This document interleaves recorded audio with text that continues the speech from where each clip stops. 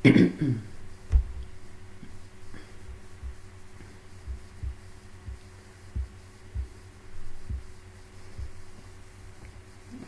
taឥឡូវយើងចាប់ដើមមេរៀនយើងទៀតគឺមេរៀនទី 9 យើងបន្តនៅទំព័រទី 29 ដល់ទំព័រទី 30 គេនៅក្នុងសៀវភៅណាអ្នកគ្នាអាចសិក្សាឲ្យទិញសៀវភៅនឹងមកតាមនឹងបានអូខេពាក់ព័ន្ធទៅនឹង revision មានតែរំលឹកឡើងវិញណា who can spell វាពាក់ព័ន្ធទៅនឹងប្រកបពាក្យនេះអូខេមានតែខ្លះចូលទៅមើលគឺ revision គឺមានដូចជា spell ណាអូខេ spell សោចំពោះ spell load spell អូខេ spell sp a l អូ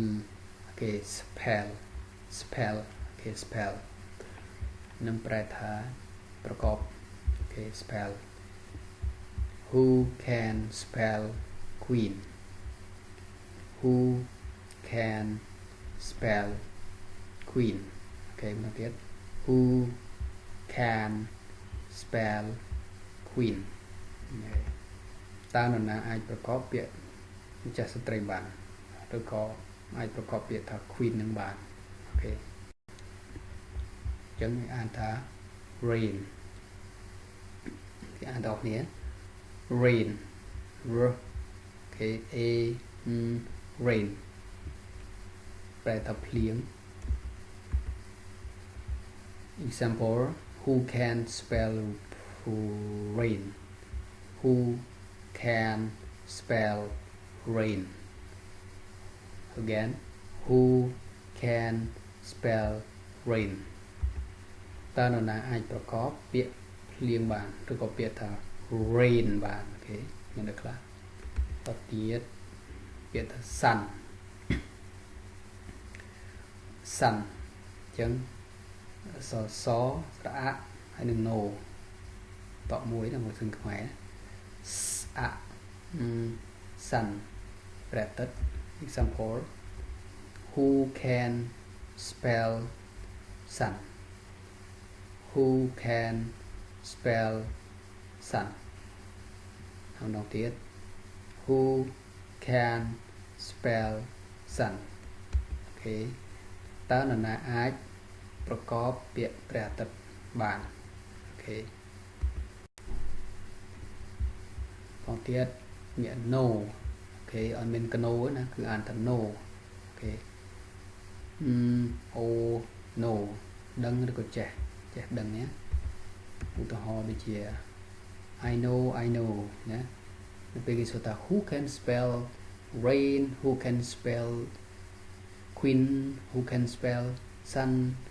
បើសិនជាគាត់ដឹងតែ I know អូខេ I ខ្ញុំ no ដឹង I know ណា I know នេះគឺបញ្ញានៅក្នុងការអានប្រែថាខ្ញុំដឹងឬខ្ញុំចេះអូខេ I know លើកដៃឡើងអូខេនឹងហើយដល់ពេលហ្នឹងគាត់ប្រកបហើយដល់ពេល I know បើសិនជាគេសួរថា who can spell queen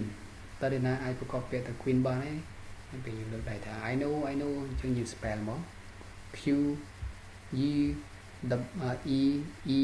N អញ្ចឹងទៅ queen ដល់ពេលគេសួរថា who can spell rain I know គេបន្តមក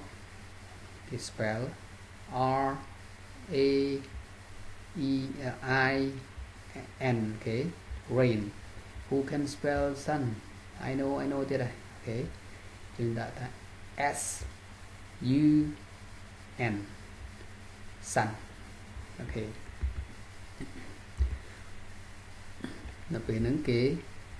បើយើងបានធ្វើបានល្អថា very good អូខេ very good អូខេល្អណាស់ក៏ល្អខ្លាំងណាស់អូខេ very good ណាអូខេចំពោះមេរៀនទី 9 អំពីអក្សរអូខេ revision មានន័យថាអំពីមេរៀនរំលឹកឡើងវិញ